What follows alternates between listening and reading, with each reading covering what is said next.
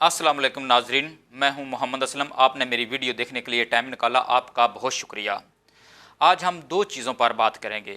एक तो हम बात करेंगे जो पाक फ़ौज के जवान ऑफिसर शहीद हुए हैं, वो किस तरह जो कोर कमांडर थे वो आए थे, किस तरह उन्होंने कमीशन अप्लाई किया और किस किस जगह पर उन्होंने ड्यूटी की, और उसके साथ उनके कितने अपने बच्चे हैं, कितनी बेटियां हैं, कितने बेटे हैं। और उसके साथ जो ये वाक़या हुआ था तो उसके साथ अफ़गानिस्तान में एक बहुत बड़ा वाक़या हुआ था, ताकि हमारे अपने घर में एक बहुत बड़ा सान्या होगा, इसलिए वो ख़बर जो दब गई थी। जो अफ़गानिस्तान में वाक़या हुआ है उसमें यह कि अहमद ज़वारी जो है उसको जो है ड्रोन अटैक के ज़रिए जो हमला करके शहीद कर दिया गया, मार दिया गया। वो एक बहुत बड़ी ख़बर है पाकिस्तान के लिए भी। पाकिस्तान के आगे जो हालात हैं उसके बारे में इन तमाम चीज़ों पर हम डिस्कस करेंगे। आप मेरे चैनल जिम न्यूज़ को सब्सक्राइब कर लें। सबसे पहले हम बात करते हैं अफ़गानिस्तान की। अहमद ज़वारी जो है वो उसामा बिन लादेन के बाद जो तालिबान का है एक बहुत बड़ा लीडर था। तालिबान को इकट्ठा रखना उसकी ज़िम्मेदारी थी और उन्होंने इस ज़िम्मेदारी को बहुत खूब निभाया। ताकि हकीकत तो ये है कि ड्रोन अटैक के ज़रिए उन्हें जो है मार दिया गया। उसमें बहुत सी चीज़ें ऐसी हैं जो हम आपसे शेयर करते हैं। सबसे पहले तो ये चीज़ है कि जो उसामा बिन लादेन के बाद अहमद ज़वारी जो हैं ये एक बहुत बड़े लीडर थे।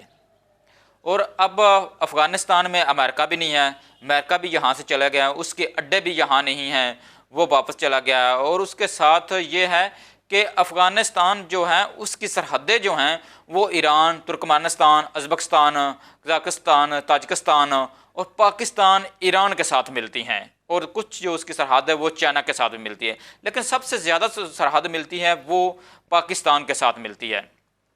ताकि आपको याद होगा कि ये पहले भी जो मुशर्रफ दौर से ये ड्रोन अटैक शुरू हुए थे और ये मेरे हिसाब से नवाज शरीफ के दौर तक जारी रहे। लेकिन उसके बाद एक ऐसा शख्स आया जिसने एब्सोल्युटली नॉट कहा। उससे के बाद जो है कोई ड्रोन अटैक नहीं हुआ, ना हमारी जो फ़ज़ाई सरहद है उसकी जो है ख़िलाफ़ वर्जी की गई, किसी किस्म की हमारी फ़ज़ाई हदूद की ख़िलाफ़ वर्जी भी नहीं की गई। अब मैं आपको थोड़ा समझाता हूँ कि अफ़गानिस्तान में अगर हम तुर्कमेनिस्तान की बात करें, उज़्बेकिस्तान की बात करें, ताजिकिस्तान की बात करें, तो ये तीनों जो हैं जो रियासतें हैं ये जो हैं रूस के ज़ेर असर हैं। रूस के ज़ेर असर होने की वजह से इस यहाँ तो जो अमेरिका पर भी नहीं मार सकता, ठीक। और ये जो तीनों रियासतें हैं ये रूस के बगैर भी पर नहीं मार सकती। उसके साथ ईरान आ जाता है, ईरान के साथ वैसे ही उसके तल्लुकात अमेरिका के बहुत ख़राब हैं। तो चाइना आ जाता है, तो चाइना बिल्कुल इस चीज़ की कभी भी अमेरिका को इजाज़त नहीं देगा कि उसकी फ़ज़ाई हदूद की खिलाफ वर्जी की जाए। तो तीसरा आ जाता है पाकिस्तान। अब देखो कि मैं ये बिल्कुल स्टेटमेंट नहीं दे रहा कि उन्होंने पाकिस्तान की फ़ज़ाई हदूद इस्तेमाल की, लेकिन एक चीज़ ये है कि पाकिस्तान की जो सरहद है ये जो है सबसे बड़ी सरहद जो अफ़गानिस्तान के साथ मिलती है। और जब मुशर्रफ दौर से शुरू हुए थे तो और नवाज शरीफ दौर तक जो हैं ये इस तरह की चीज़ें जो ड्रोन अटैक है वो चलते रहे। एक जो शख्स ऐसा आया जिसका नाम इमरान खान था, उसने एब्सोल्युटली नॉट कहा। यहाँ तक उसने कहा कि अगर कोई अमेरिकन ड्रोन या कोई और ड्रोन जिसने हमारी फ़ज़ाई हदूद की खिलाफ वर्जी की तो उसको हम उड़ा देंगे। ये उस वक़्त इमरान खान ने एक बहुत बड़ा बयान दिया था और इमरान खान की जितनी देर हुकूमत रही कोई भी ड्रोन अटैक नहीं हुआ।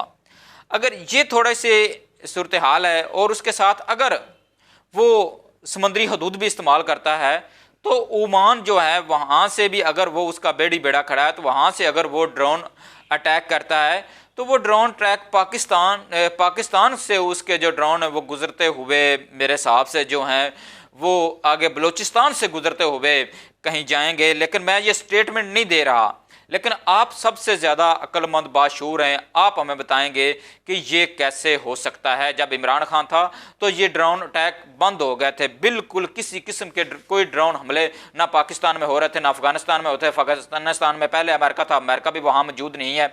और पहले जब मुशर्रफ दौर था उस वक़्त जो नवाज शरीफ का दौर था तो उस वक्त शमसी एयर बेस जो हमारा इस्तेमाल होता था और यहाँ से जो अमेरिकन ड्रोन है वो उड़ते थे और हमला करके जो है वापस पाकिस्तान के शमसी एयर बेस पर हमने इस बेर दिया था, लेकिन अब इस तरह की कोई चीज़ें अभी तक सामने नहीं आई। मैं किसी इस किस्म की बिल्कुल स्टेटमेंट नहीं दे रहा कि पाकिस्तान की जो फ़ज़ाई हदूद है वो इस्तेमाल की गई, आप सबसे बेहतर जानते हैं, लेकिन मेरा एक सवाल ज़रूर छोड़ता जा रहा हूँ। अब हम बात करते हैं कि लेफ्टिनेंट जनरल सरफराज कौन थे। लेफ्टिनेंट जनरल सरफराज का तल्लक 19वीं लॉन्ग कोर्स से था और वो पाकिस्तान आर्मी की 6 आज़ाद कश्मीर रेजिमेंट का हिस्सा थे। जब मौजूदा आर्मी चीफ जनरल कमर जवेद बाजवा 10 कोर कमांड कर रहे थे, तो उस वक्त लेफ्टिनेंट जनरल सरफराज अली के पास बतौर ब्रिगेड 111 ब्रिगेड की कमान थी। इसके बाद वो अमेरिका में पाकिस्तान के सफारत खाने में बतौर डिफेंस अताशी खिदमात सर अंजाम देते रहे।